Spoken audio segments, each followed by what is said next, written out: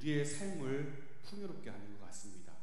감사가 넘칠수록 우리의 삶은 우리에게 펼쳐진 상황과 상관없이 우리를 기쁨으로, 우리를 즐거움으로 인도하는 것 같습니다. 오늘 본문의 시인은 땅에서의 생활을 기뻐하고 즐거워하고 또 하나님께서 때를 따라 내려주시는 복을 감사하고 있습니다. 그래서 시편의 처음도, 시편의 제일 마지막도 하나님을 향한 찬송이요, 노래요, 즐거움으로 장식을 하고 있습니다. 분명한 것은요, 땅에서의 즐거움이 시인이 노래하는 그 만족의 이유이고 목표가 아니라는 사실입니다. 시인은 무엇 때문에 즐거워하고 있냐면 땅에서의 누리는 형통이 주가 아니라 그것을 허락해 주시는 하나님이 계시기 때문에 내가 하나님을 찬양하고 하나님을 노래하고 있다라고 이야기합니다. 시의 찬양의 대상은 자연의 풍성함이 아니라 그것을 허락하시는 하나님께 있음을 우리는 분명히 보게 됩니다. 이것을 통하여 우리가 한 가지 깨달을 수 있는 것은 우리는 무엇 때문에 즐거워할 수 있습니까? 우리는 무엇 때문에 노래할 수 있나요? 우리는 무엇 때문에 만족할 수 있나요? 우리의 삶의 문제가 해결되었기 때문이라기보다는 우리의 삶의 형편이 더 좋아지거나 만족되었기 때문이 아니라 그것을 허락해 주시는 하나님께 있을 때에 우리는 만족할 수 있고 우리는 즐거움으로 노래할 수 있을 줄로 믿습니다. 그렇다면 오늘 시인은 어떤 하나님을 노래하고 있나요? 첫 번째로 시인은 구원의 하나님을 찬양하고 있습니다. 1절부터 4절까지의 내용이 그 내용인데요. 우리 3절 말씀을 보실까요? 3절 보시면 죄악이 나를 이겼사오니 우리의 허물을 주께서 사하시리이다. 아멘. 자, 이 짧은 한 구절에서 중요한 진리를 이야기해 줍니다. 존재론적인 전적 타락을 말하고 있어요. 인간으로서 죄악을 이길 수 없는, 인간이기에 죄악을 이길 수 없는 존재론적인 한계를 이야기하고 있습니다. 그래서 인간은 그 한계를 뛰어넘어서 우리 인간에게 구원을 베풀어 주시는 그 절대자가 반드시 필요하다는 사실을 이야기하고 있습니다. 후반부에 보시면 우리의 허물을 주께서 사하시리이다. 아멘. 그렇습니다. 전적으로 타락한 인간을 구원하실 분은 오직 하나님밖에 없다는 사실을 시인은 분명히 노래하고 있죠. 그러므로 하나님께 두 손 들고 나아가 그분께 죄를 고한 것 이외에 우리에게 어떠한 구원도 없다는 사실을 시인은 노래합니다. 그래서 성경의 다른 번역본을 보시면 모든 육체가 죄 때문에 주께로 나올 것입니다 라고 번역이 되어 있어요. 그러니까 인간이 죄를 지을 수밖에 없는 그 이유는 절대자인 하나님의 구원이 필요하다는 사실을 반증해주고 있다는 사실이죠. 그래서 4절 말씀도 보실까요? 주께서 택하시고 가까이 오게 하사 주의 뜰에 살게 하신 사람은 복이 있나이다. 우리가 주의 집 곧 주의 성전의 아름다움으로 만족하리이다. 아멘. 이 하나님의 구원을 맛본 자들은 하나님의 선택하심을 입어 하나님의 자녀가 되고 더 이상 죄의 종노릇하는 그 죄의 노예 상태에서 벗어나 하나님의 자녀가 된 자들은 하나님의 성전에서 하나님과 누리는 교제로 인하여 즐거움을 맛보고 그 성전의 아름다움으로 인하여 온전히 기뻐할 수 있다는 사실을 노래하고 있습니다. 그러므로 우리가 유일하게 즐거워해야 하고 우리가 기뻐해야 하는 것은 우리에게 구원을 주시는 하나님이 있기 때문입니다. 두 번째, 오늘 시인은 창조의 하나님을 노래하고 있습니다. 5절부터 8절까지의 내용이 그것을 이야기하고 있는데요. 5절 말씀 한번 보시겠습니다. 우리 구원의 하나님이시여 땅의 모든 끝과 먼 바다에 있는 자가 의지할 주께서 의를 따라 엄유하신 일로 우리에게 응답하시리이다. 아멘. 성전의 아름다움을 노래한 시인은 이제 그 시야를 땅끝까지 확대해 나아가고 있습니다. 구원의 하나님은 모든 자가 의지해야 할 분이라는 사실이에요. 왜냐하면 엄유하신 일로 우리에게 응답하시기 때문입니다. 여기서 엄유하신 일은 하나님께서 놀랍게 행하시는 행적을 의미합니다. 하나님께서 그 누구도 따라할 수 없고 그 누구도 흉내낼 수 없는 그 놀라운 일, 놀라운 행적을 어미한 일이다라고 얘기할 수 있겠습니다. 즉 하나님께서 행하신 이 놀라운 행적으로 인하여 모든 끝과 먼 바다에 있는 자까지도 유일하게 의지해야 할 대상이 바로 하나님이심을 알게 할 만한 그 놀라운 일, 그 위대한 일을 행하신다는 것이죠. 그렇다면 그 위대한 일은 무엇일까요? 그 위대한 행적은 무엇일까요? 그것이 바로 하나님의 놀라운 창조라는 것입니다. 6절부터 8절까지의 내용이 그것을 노래하는데요. 우리 세 구절인데요. 같이 한번 읽어보겠습니다. 6절부터 8절입니다. 주는 주의 힘으로 산을 세우시며 권능으로 띠를 뜨시며 바다의 설렘과 물결의 흔들림과 만민의 소요까지 진정하시나이다. 땅끝에 사는 자가 주의 징조를 두려워하나이다. 주께서 아침 되는 것과 저녁 되는 것을 즐거워하게 하시며. 아멘. 성경에서 산은요, 영원성 또는 견고함을 상징합니다.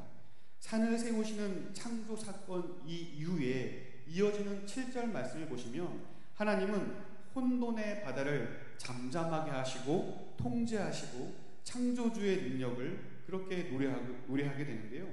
우리가 여기서 주목해야 할 사실은 바다의 폭풍우와 거센 물결을 통제하시며 다스리시는 것과 마찬가지로 하나님은 만민의 소요를 그와 같이 다스리신다는 사실입니다. 하나님의 능력은 창조에서 끝마치지 아니하였습니다. 창조의 하나님은 여전히 이 세상의 모든 역사를 주관하시고 통치하시고 이끌어 가시고 계심을 여러분 믿으시기를 바랍니다. 우리가 두려워하는 모든 삶의 문제들 역시 하나님은 친히 개입하시고 하나님의 뜻 가운데 놀랍도록 인도해 가신다는 사실입니다. 그러므로 우리는 하나님께 기도할 수 있습니다. 시편의 오늘 2절의 말씀처럼 기도를 들으시는 주여 모든 육체가 주께 나아오리이다 라고 얘기합니다. 전능하신 하나님께서 우리와 함께 하시기 때문에, 전능하신 하나님께서 모든 것을 창조하시고 여전히 개입하시고 여전히 주관하시고 통치하시는 것처럼, 통치하시는 것을 아는 것처럼 우리 모든 신자들은 그 하나님을 의지하여 기도할 수 있다는 것입니다. 그래서 이와 같이 하나님과 동행하는 자들은 즐거워할 수 있다는 거예요. 그 창조의 하나님을 기억하기에, 그 창조의 하나님이 여전히 우리와 함께 하시며 우리를 주관하시며 다스리시기에 우리는 노래할 수 있다는 것입니다. 8절 후반절에 보시면 주께서 아침 되는 것과 저녁 되는 것을 즐거워하게 하시며, 우리의 일상, 우리의 모든 시간들, 아침이 되고 저녁이 되는 모든 순간들을 통하여 하나님께서 함께 하심으로 인하여 즐거워할 수 있는 삶, 그것이 바로 저와 여러분의 삶이 되시기를 간절히 소원합니다. 세 번째로 오늘 시인은 삶을 윤택하게 하시는 하나님을 찬양합니다. 9절부터 13절까지의 내용인데요. 창조의 하나님께서 우리의 삶의 터전을 돌보아 주십니다. 9절부터 13절까지의 내용은 하나님께서 농부의 모습으로 묘사가 되고 있습니다. 9절과 10절 말씀 보실게요.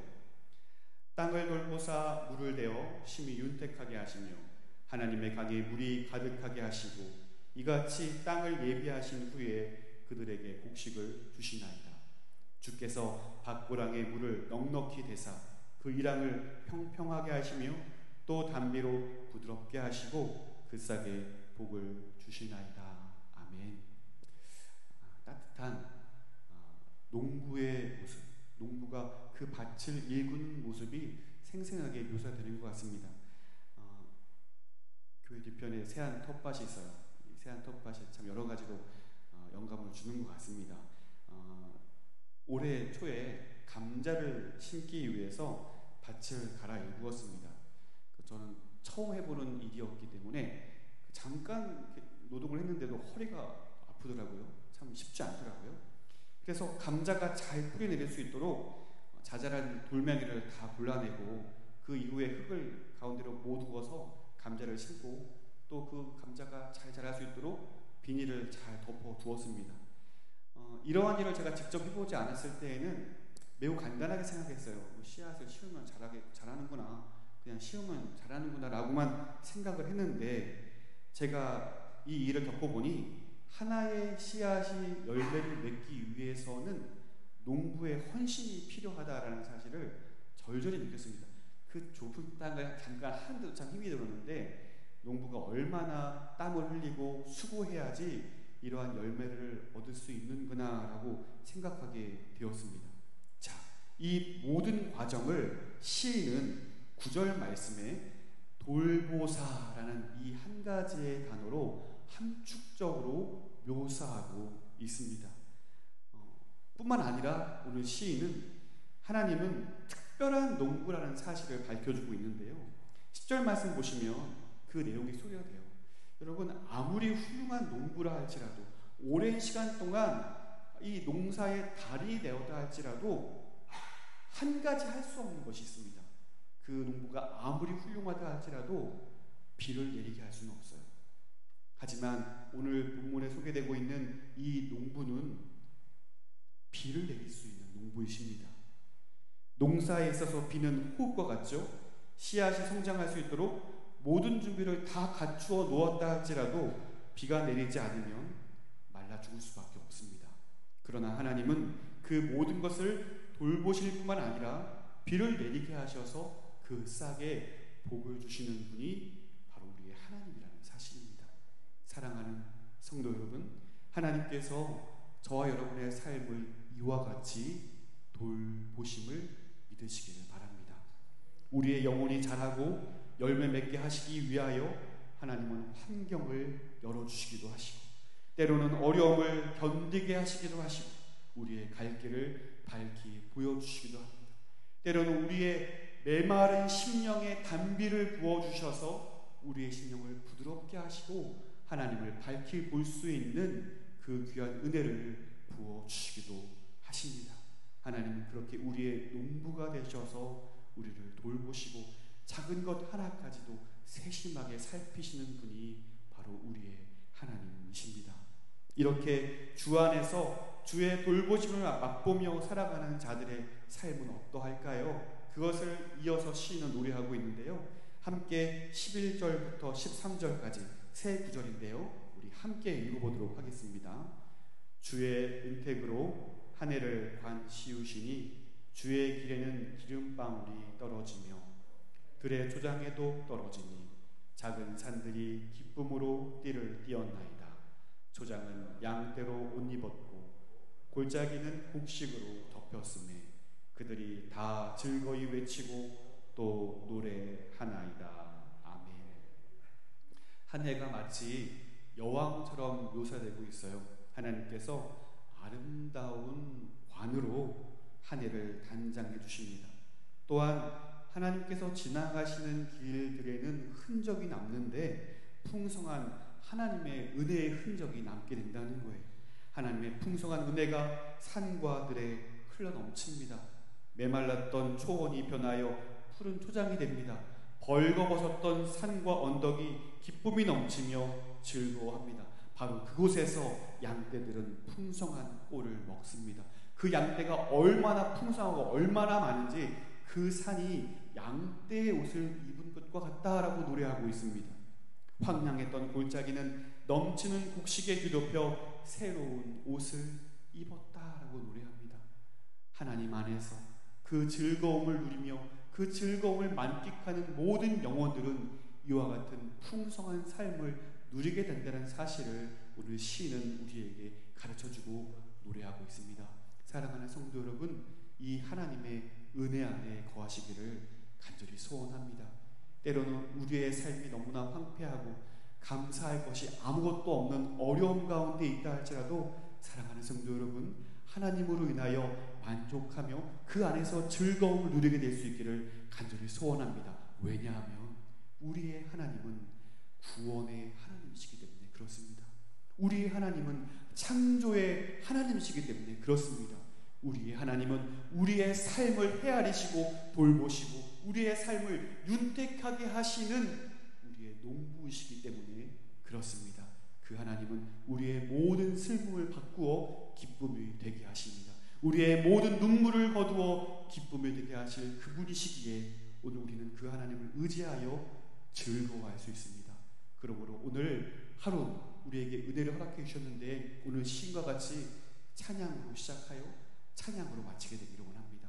하나님만을 노래할 수 있고 하나님으로 인하여 즐거워할 수 있는 저와 여러분의 삶이 되시기를